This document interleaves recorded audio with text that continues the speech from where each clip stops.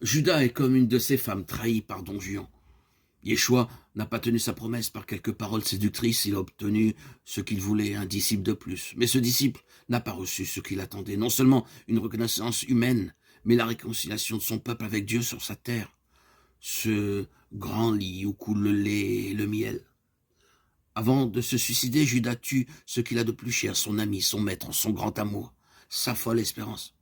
Judas est un homme qu'il faut comprendre si l'on veut comprendre quelque chose à la tentation, à l'épreuve, à ce qui, en nous, est prêt à y succomber, comme à ce qui, en nous, peut y résister.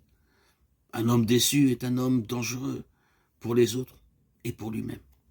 Il s'agit donc de mieux connaître nos attentes, les plus anciennes, les plus vives, ce que nous n'avons pas pu réaliser, qui nous fait dire que la vie nous a trahis.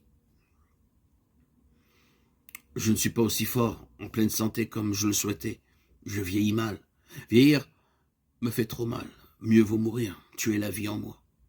L'amour m'a trahi, ce que j'aimais le plus au monde. Aujourd'hui, m'indiffère.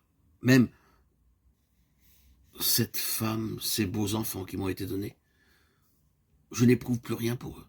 Tous ceux qui disaient m'aimer, où sont-ils maintenant?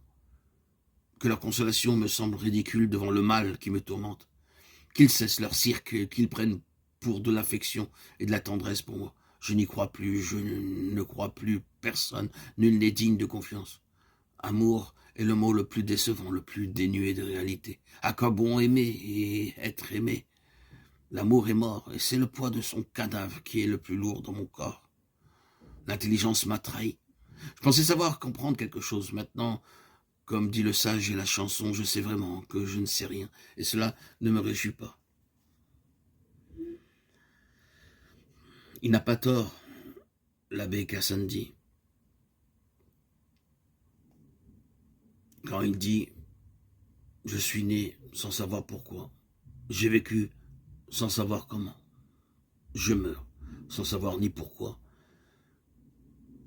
ni comment ». Il n'a pas tort, l'athée Jean-Paul Sartre, quand il affirme « Tout existant naît sans raison, se prolonge par faiblesse et meurt par rencontre. La mort n'est jamais ce qui donne sens à la vie. C'est au contraire ce qui lui ôte toute signification. » Abbé et athée sont d'accord. À quoi bon? Pourquoi me fatiguerais-je encore à penser, à poser des questions, à chercher du sens? Qu'on en finisse. Ce que tu as à faire, fais-le vite. Je renonce à vivre, à aimer, à penser. Je renonce à moi-même. Le désespoir qui conduit Judas au suicide trouve peut-être un écho dans la désespérance même de Yeshua. Père, pourquoi m'as-tu abandonné? Yeshua lui aussi s'est senti trahi, abandonné, déçu par cette présence qu'il a appelée Abba et qui lui manque au moment où elle semble la plus nécessaire.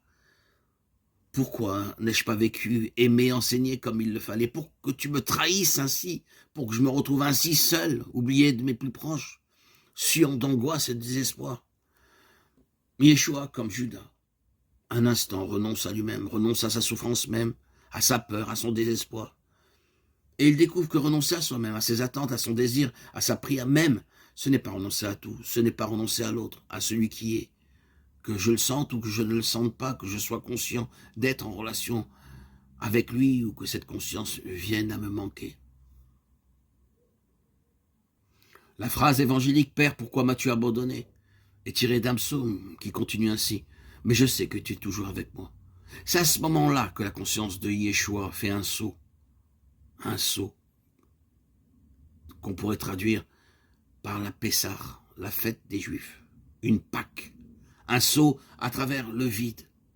Il descend vivant dans son tombeau qui demeurera vide. Il n'y a plus rien en lui, plus de moi pour s'accrocher à la vie, pour lui reprocher quelque chose. Et c'est de ce vide que va naître une nouvelle conscience. Une toute autre conscience qu'on appellera anastasis, résurrection.